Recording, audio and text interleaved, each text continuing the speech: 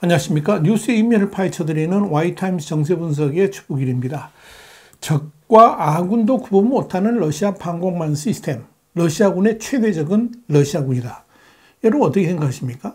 이 우크라이나 침공 이후에 격추되는 러시아 전투기 중에서 거의 모두가 이 러시아군의 방공 시스템에 의한 것이다. 이런 주장이 나왔습니다. 영국의 텔레그래프는 현지 시간으로 30일 친러시아 성향의 권위 있는 이 군사 블로거들의 주장이라 그러면서 이같이 보도를 한 겁니다.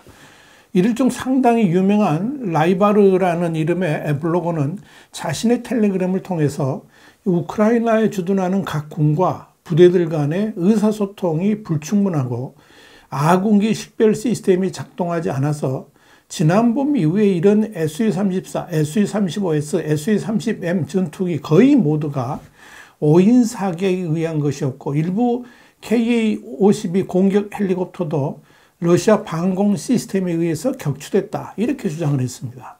이 러시아의 또 다른 권위 있는 군사 전문 채널인 파이터반버는 우리의 거의 모든 전투기가 우리의 용맹한 방공망이 떨어졌다는 것은 말도 안 되는 짓이라 그러면서 우리의 방공망이 우리 전투기에게 가장 위험한 적이라는 게 말이 되느냐 이러면서 분통을 터뜨렸습니다.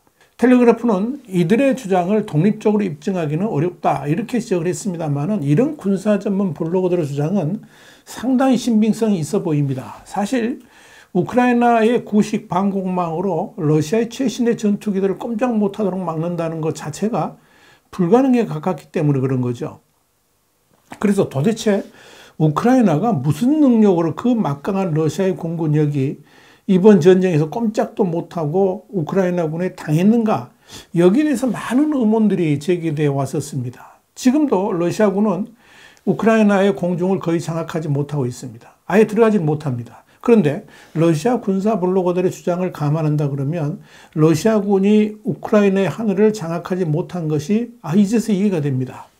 일단 러시아나 우크라이나의 언론들에 보도되거나 SNS를 통해 거론되는 그런 자료들을 활용해 가지고 러시아군과 우크라이나군 양측의 무기 손실을 집계하는 사이트가 있습니다. 오릭스인데요.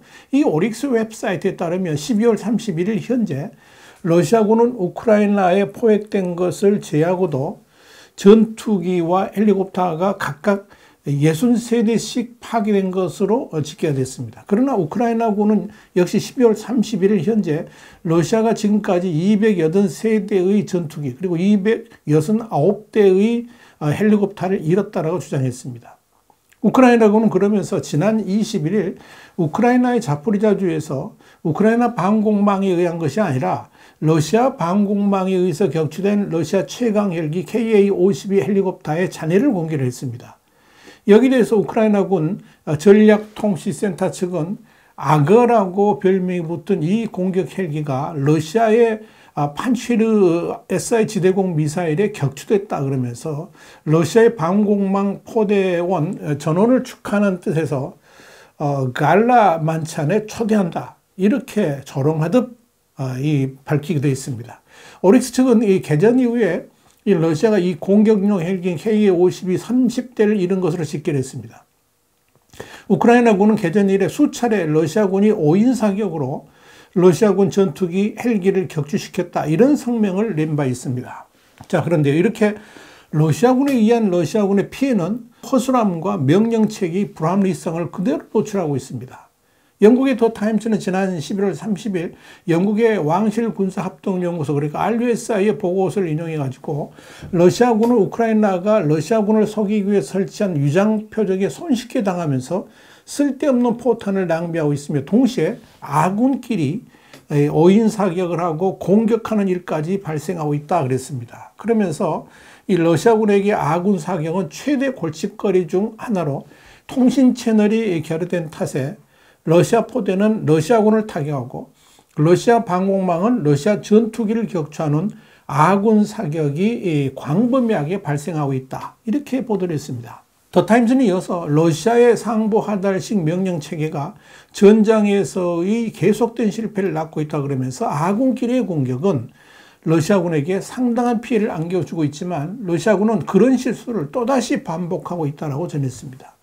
여기에 러시아군이 사용하고 있는 군사 지도가 너무나도 오래된 것이라 제대로 된 타격 목표 자체를 설정하기가 어려운 데다가 이 모스크바가 하부 조직의 재량권을 거의 주지 않고 있기 때문에 이 러시아군은 실체도 없는 허상과 싸우는 경우도 많고, 동시에 러시아군들끼리 정보 교환이라든지 작전 상황이 교류가 되고 있지 않다 보니까 서로를 공격하는 최악의 일까지 벌어지고 있다는 것이 더 타임스의 분석입니다. 이 우크라이나 전쟁을 치르면서 도저히 이해가 안 가는 부분 가운데 하나는 그 막강한 러시아 공군이 왜 우크라이나 영공을 침범하지 못하는가 하는 것이었습니다. 그렇다고 우크라이나 방공망이 뛰어난 것도 아니죠. 아직까지 우크라이나 방공망은 구소련제 구식 방공망이 전부입니다. 이제야 미국과 독일이 지원하는 방공망들이 이제 도입되기 시작하는 그런 단계죠.